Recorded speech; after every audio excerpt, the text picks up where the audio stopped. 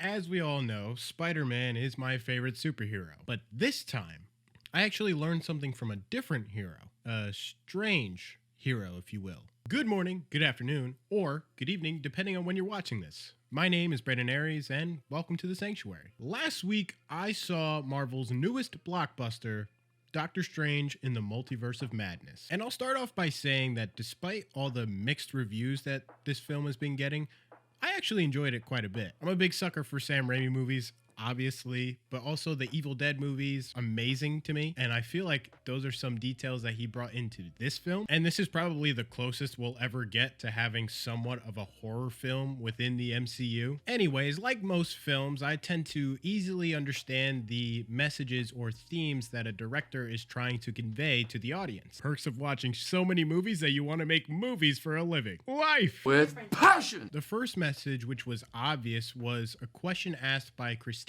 or Stephen Strange's love interest, while they were at her wedding. And she asks Stephen, "Are you happy?" Stephen is a little thrown off by the question and he hesitates. He then lies to her by saying, "Yes, I'm happy." After their interaction, he wonders why he said yes. I think anyone would have done what Strange did if you were put on the spot being asked that question. I would say a majority of people would answer that question with a lie. See, for some people, we don't want certain other people that we care about to know how we're really feeling. So we lie and we choose to shield them from the truth. It's kind of like when you see a person as you're walking or something like that, and they say, "Oh, hi, how are you?" 9 times out of 10, people will take the easiest answer.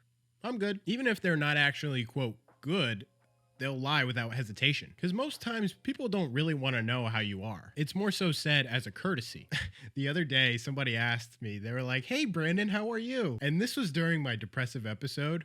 So I replied to their asking of how I am. I said, "Do you want the truth or a lie?"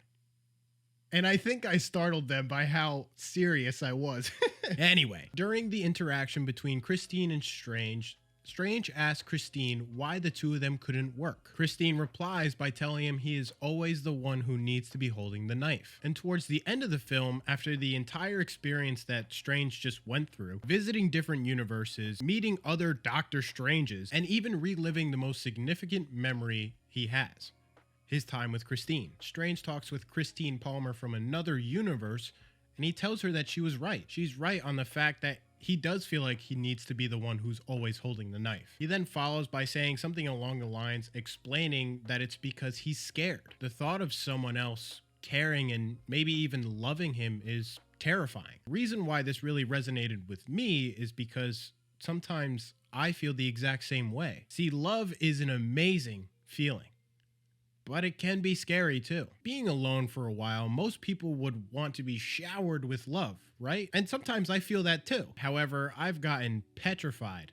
by love sometimes. The reason why that happens is because sometimes I just wasn't ready, or it was just generally too early. To have someone care for you, want the best for you, to love and support you, all that can be very terrifying. To have a complete stranger, no pun intended, love you, cherish you, appreciate you. Yep, my brain still has trouble computing that. The thought of opening my world to a person I don't really even know, to let them see every part of myself that's good, bad, or even ugly, that too scares me. But here's something I just thought of. How are you supposed to find love or even have a family if you don't open yourself up in the first place? Believe me, I know. Opening yourself up can be absolutely nerve-wracking, one of the most petrifying things you can do in your entire life, especially if you're an introvert like this guy. But isn't that part of the experience of life? The trial and error of love? And trust me, I've been through experiences where I've opened myself up and I've been hurt, or have even put my walls up even higher, but I'm learning to do better. Maybe you open yourself up and maybe you get hurt, but when you find the right person, they'll love you in all of your flaws. And in time, you'll learn to love them in every universe. Whee! That is a wrap on Doctor Strange and the Multiverse of Madness. If you haven't seen it, I highly recommend you go see it, despite all the mixed reviews. I don't know, I feel like it's because it's different. Maybe because it's different. But if you enjoyed this video, please be sure to give it a like. It is always so much appreciated here in the Sanctuary for mental health, dating, and everyday life advice. So please be sure to hit that subscribe button. And while you're there, hit the notification bell for every week this lonely lover boy is on your subscription feed. That's right, we got it right this time. Check me out on Twitch every Wednesday night from 7 to 10. Remember, if I didn't see you this week, I'll see you next week. Remember, the new merch drops June 12th at midnight.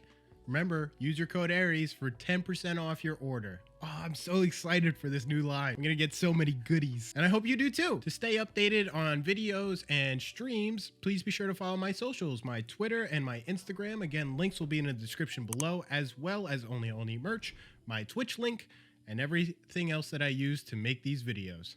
Thank you guys so much for watching, and in case I don't see you, good afternoon, good evening, and good night. Peace.